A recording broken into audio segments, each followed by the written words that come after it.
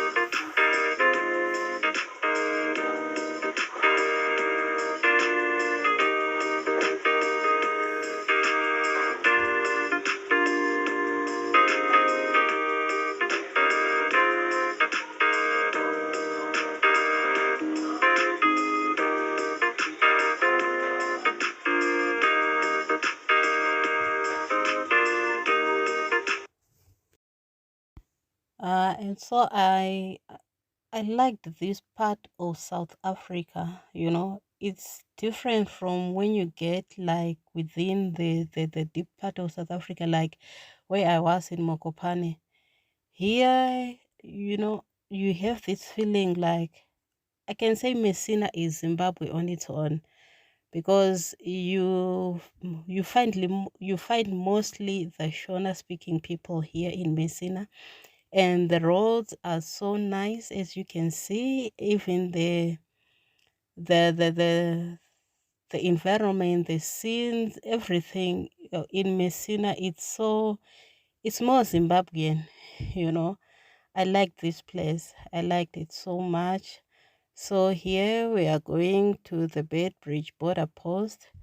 Let's go together. So if it's your first time coming here on my channel, I'm asking you to please subscribe to my channel, like this video, and comment within the comment section. I'll be following your comments, and I'll be replying to each and every one of them, you know. So please, can you please subscribe to my channel and like this video.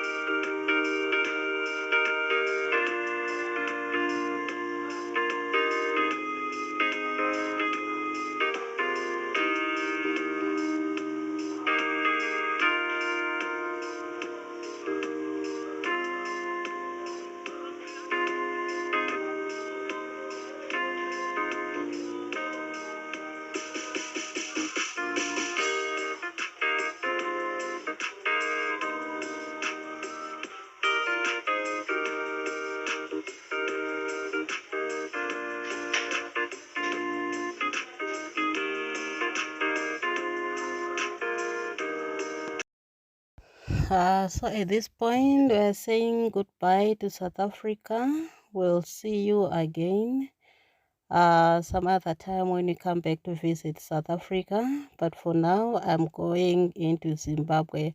So right now we are nearing Zimbabwe, and I'm getting the feeling of home. And it's goodbye South Africa now.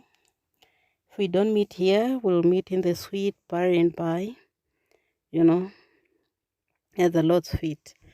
But I'm hoping to come back to South Africa. I've loved the experiences that I've had in South Africa. I enjoyed each and every moment in South Africa, you know. It struck me different from like what I've been always hearing about South Africa, that it's a scary place, this, that, and the other, you know. Those people only be getting you scared. Maybe when you go like in Joburg, Durban, or Cape Town, that's when you meet those kinds of people. But where I've been in Mokopane, it was quite a beautiful place, and I like the experience. I like the experience that I've had here in South Africa. So now it's time for me to say goodbye to South Africa. This is the last stretch in South Africa. Then I get into Zimbabwe. So this is Messina. We are approaching Messina now. You can see the traffic of people here, like so many people. So this is Messina. Now we are getting into the South African side border post, Bedbridge border post. And when I got onto the border post, this is the line that I got. It's like there were so many people. I stayed here for about an hour or two, because I got here around 12, then I left somewhere around past 2, somewhere to 3, because there was a long queue. you know, at the Beitbridge border post. But well, we managed to cross. And this is the part that I regretted the most, you know. The lady that advised me to take a taxi, like to get to Messina and then to Bedbridge border post, she did not tell me the distance that I had to walk on foot from the South African side going to the Zimbabwean side. Yo, guys, hey, and it was so hot, you know. I had no sun hat, I had no shades, I had no umbrella, and I had to walk this distance in the sun. I'll never do this again. I'll never do this again. Like, when you walk this distance, you shouldn't be carrying a lot of things that are heavy. And you should be having either a sun hat or an umbrella, because there will be, it will be so hot. And you just need an umbrella or a sun hat. But well, alas, me, I didn't have a sun hat. I didn't have an umbrella. I didn't have anything, you know. So I didn't like this part. I didn't like this part where I had to walk like on foot from the South African side to the Zimbabwean border side.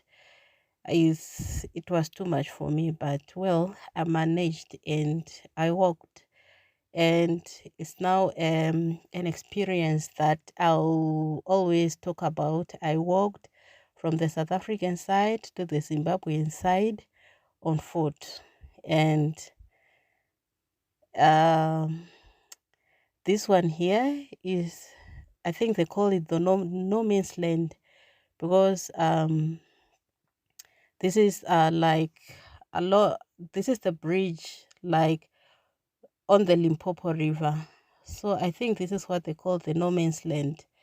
Like, you won't find any policemen. I didn't meet any policemen or any security personnel on this stretch. It was just us, like the pedestrians walking, going up and down. I never met a police officer or any security personnel on this stretch here. So this is the bridge. Um, uh, that bridge is like the Limpopo River from South Africa to Zimbabwe. So these lights that you see here, like these street lights, I think they are working because they are solar powered. So I think they are still working. So in the evening, I believe there will be it will be like they'll be lighting the whole path. I'm not sure if there are people who are walking like on this bridge in the evening. If you have ever walked this bridge in the evening, I would really like to hear your experience. Was it safe? Were there many people still walking like on this stretch from South Africa to Zimbabwe? Because these lights, as you can see, they are solar powered. So I think they are working. I'm not sure. I've never walked this path before in the evening. So if you have ever walked, I really want to hear your experience, how it was. Like, these lights, are they working? Are they working? And are there so many people who will be working like they are here in the afternoon, you know? So I had to walk. I had to walk so slowly. I couldn't even keep the pace with these ladies. Yo, for me, it was, the distance was too much. And I had to carry a bicycle like on my head. I bought a bicycle for my niece here in South Africa. So I had to carry it on my head. So you can imagine walking this distance, carrying a bicycle on my head. And I had some other two bags with me. So I had to carry all that load alone, you know. And this is the Limpopo River. This is the water that is there in the Limpopo River. So where that track is where the road is, like where the buses and the cars, where they cross. So when you're walking on foot, you walk on this side of the bridge.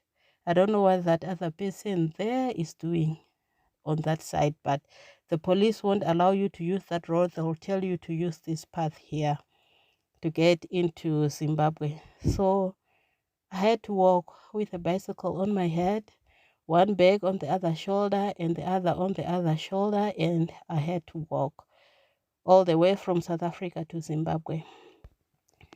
It was quite an experience, and I'll never advise anyone to do this unless if you're only carrying your handbag or a satchel. Like, you can't carry heavy things, heavy loads, and cross here. This distance is too much, especially when it's hot. The distance is too much.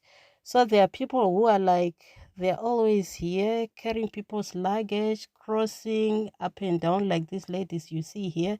They are here every day working this kind of job, just for their families to survive. I pray God blesses them and their families, because they are really working so hard.